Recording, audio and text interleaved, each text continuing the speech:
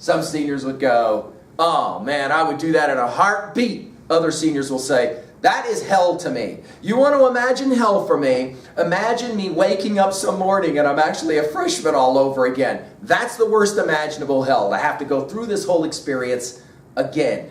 Some seniors would say, okay, I get to go back and do it all over again, but do I get to take what I know right now back? In other words, I wake up and it's my freshman year starting first day, but all the stuff that I knew from all my 4 years of high school, I get to retain all that information. Can I do that? Let's look at the next one. He hangs between. In other words, this is a middle state as it will be described.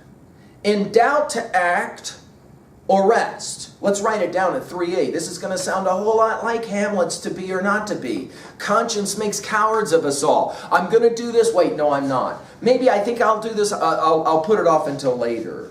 In doubt to deem himself a god or a beast? This is a very interesting question. Human beings. Quite frankly, are we the most amazing species on the planet? A god. Or are we rather just one more animal on this planet who cannot figure it out any better than the whales or the dogs on this planet? Notice the next one. In doubt, his mind or body to prefer. Which is better? Okay, it's a fun question. Seniors, we love to ask this question to seniors. Seniors graduate, they go to college. Question, when you're at college, which is better?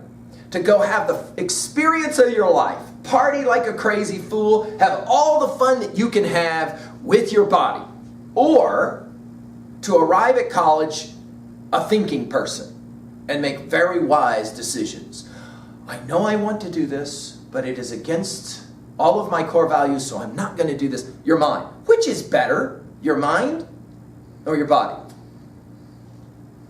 Look at the next one. Born but to die. The only difference between you and a fly, as we've said often in 303, is that you know about fly swatters. That is no throwaway line. Flies don't know about fly swatters, or so we assume. They fly around and then they get smacked. They have no idea it's coming. A fly does not wake up in the morning and go, today could be the day. Today could be the day. The fly swatter might get me today. Nope. Humans know about fly swatters. From the very first moment you met death when you were a little girl or a little boy, for that very first time when maybe a puppy died, or maybe a grandma died, or in tragic experiences when maybe your mother or father passed away, and all of a sudden you knew what we've said before. You were being taught this from the moment they took you to the park and you wanted to stay, and they said, nope, it's time to go to the van. You knew about a fly swatter a long time ago, which means every morning you wake up, you know about a fly swatter. Born, but to die. Reasoning, but to err.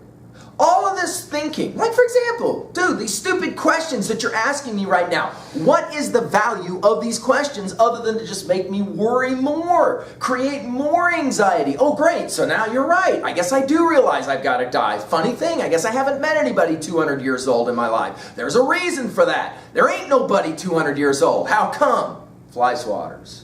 Everybody's got to go. Well, that's great. So now you've given me one more thing to worry myself about. Come to think of it, that's all I do is worry. Worry all the time. Question, when am I ever going to be happy like I was when I was 5 playing at the park in the grass and the sunshine? Do I ever get that again? Or is life really just about worry?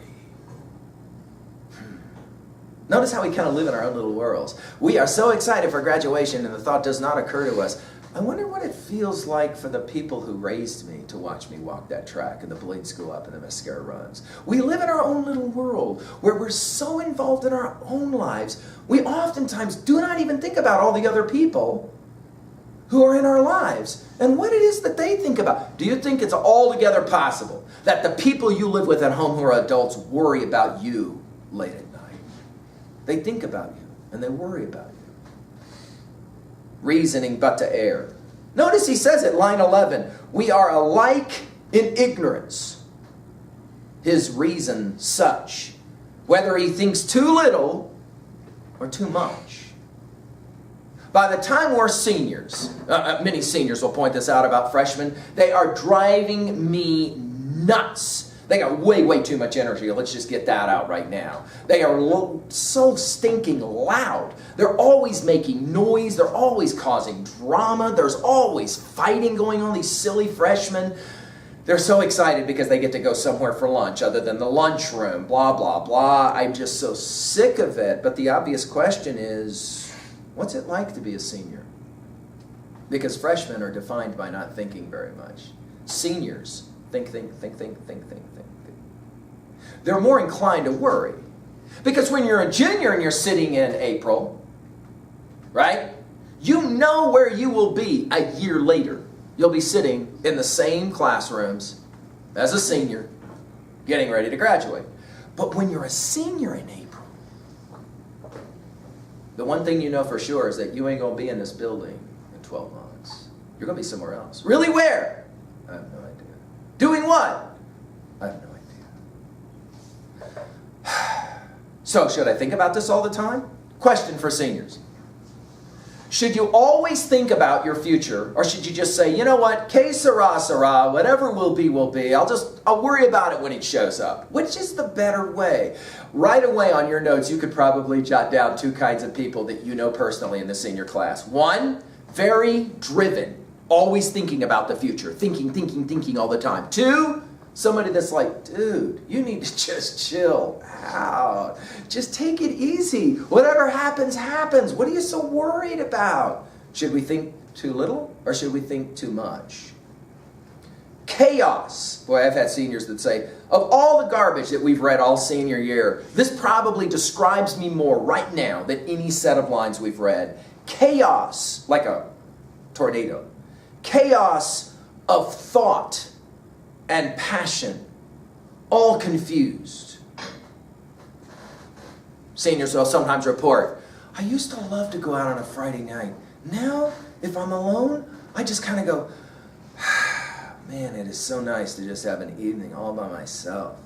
What happened? Some seniors will say, I'm starting to feel tired in ways I haven't felt before in my life. Chaos of thought. I have seniors that will report, used to sleep like a baby. Now in my senior year, 2 a.m., bing, eyes go open. I start thinking. Now I can't go back to sleep. Thinking all the time. Or passion. Dude, just do whatever comes to your mind. Don't even worry about it. Whatever's happening, just go with it and have a great time. Worry about the consequences later. Of course, there's a problem with that. You know too much, don't you? So you can't just worry about the consequences later because you know what those consequences are like. Because why? Well, you've been educated. They've taught you all this stuff. So now you can't just go out and have the freedom to do whatever you want.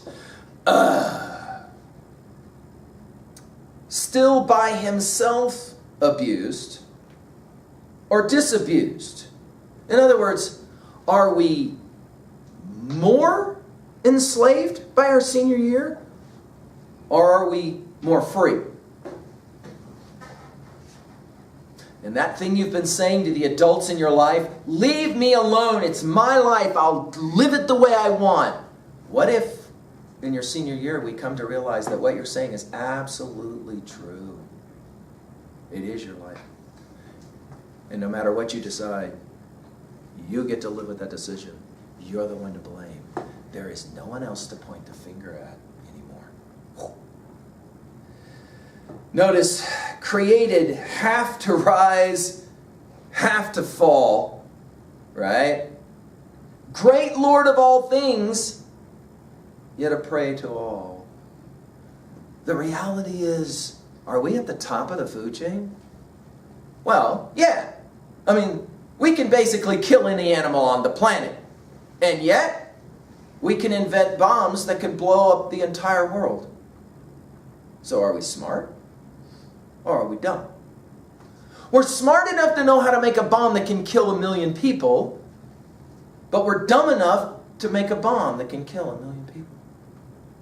So what are we? Are humans really intelligent? Are we the stupidest species on the planet because we have ensured our own mutual destruction because of our inability to resolve conflict other than with violence. So which is it? The last two lines. Sole judge of truth, in endless error hurled, the glory, jest, and riddle of the world. Exclamation point. Well, let's finish our annotations quickly, shall we? At level 2A, messages, themes. Jot down for you your favorite line of these few lines here. Which one for you speaks right to you? Which one for you is, yeah, dude, that's totally it for me. I am chaos of thought and passion. I cannot make up my mind whether I'm going to be a really smart person or I'm going to be a really free person with my body and do whatever I want. Which is it? Notice the L word, by the way, is not in this passage, love. And yet it seems to almost be hidden behind every line. Should I fall in love? Should I not fall in love? What is it like to even make a decision like that? Which is more important, the head or the heart?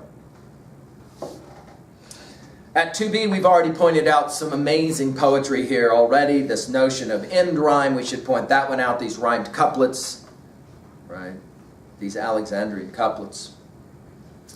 Let's jump to level 3, where we'll try to at least relate in some way. At 3A, relationship to other titles, we've already mentioned a few classic titles like Hamlet, that creature who sits on stage and cannot make up his mind to be or not to be, to do or not to do, and on and on and on. We played that game as Voltaire tried to in his translation of the great play. What is for you the movie that most represents this conflict, this chaos of thought and passion? Whether you should act one way or the other way. Do you have a song that comes to mind that best encapsulates this inability to make up your mind which way you're going to go and what you're going to do? Finally, at 3B, let's ask some personal questions. Who are you? What do you mean, who am I? I'm a senior at Whirlin High. No. I know that. But what does that actually mean? And how are you going to know the things you're supposed to do? And how do you know if the things you're doing are right or wrong? And who can you trust? And who can you rely on? Can you trust even yourself as a senior? And this is a very interesting question. How do you know before the age of 20 that you're not going to look back at the age of 40 and say, I totally screwed up everything? How will you know that? In advance, is there a way to know that? Of course, the challenge here in the end is to try and find some sense of wisdom, right? Some sense of purpose, some answers in a very confusing world. Isn't it amazing? These lines from 1700 still somehow seem really modern, or dare we say it, postmodern. Thank you. Pope's Essay on Man.